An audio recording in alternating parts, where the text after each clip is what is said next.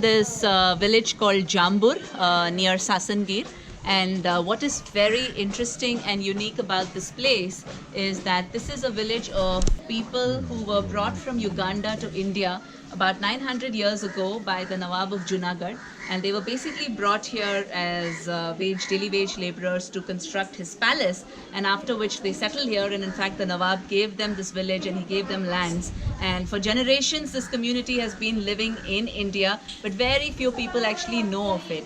They speak the local language, all the customs and traditions are very local, and it's a very interesting, wonderful community. We just discovered it during this road trip to Gujarat.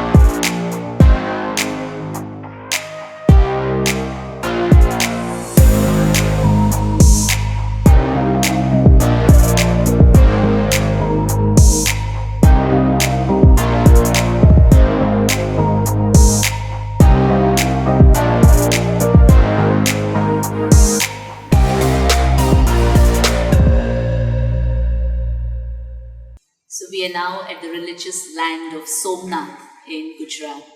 Somnath is one of the first Jyotirling in the 12 Jyotirlings, which is renowned across India and across the world. It is referred to as Adi Jyotirling, which is the first Jyotirling, and hence it is very, very revered. A very highly revered temple amongst the Hindus, but also people world over. My personal experience about Somnath has been so mesmerizing. I'm not a very religious kind of a person. I'm very spiritual, but I'm not into too much of rituals and that kind of thing. But when we actually went into the temple, we had two darshans. We did one last evening and one early this morning. The energy inside the sanctum, the temple, is so powerful and so positive that it completely silences your mind. As I was standing in front of the ling, the shivling in the main sanctum, for a moment, it was almost as if my mind had stopped thinking.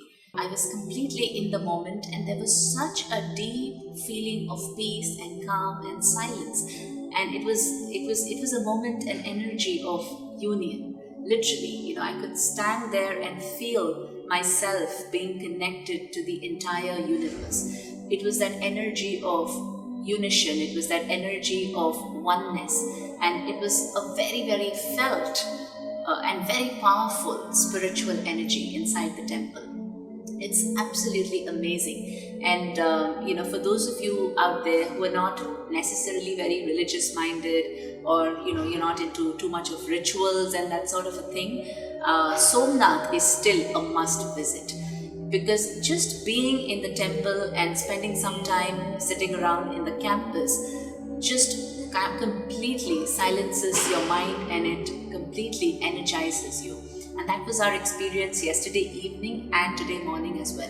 And what I really like is they do not allow you to take anything inside the temple. You have to just go empty-handed, literally, like you would go to the data. You would just go empty-handed, because you don't really have anything, right? See, they don't allow you to carry camera, no mobiles, not even car keys. Everything is deposited outside, and you just go empty-handed. Of course, you can give cash as donation if you would want to, and possibly if you want to buy prasad to take back home, that can also be done inside. But otherwise, you're pretty much going without anything. So there's no photography, no mobiles, no selfies, nothing. So everybody who comes in just comes to meditate, to pray, and to connect with the divine. And that's something very, very unique and wonderful about Somnath.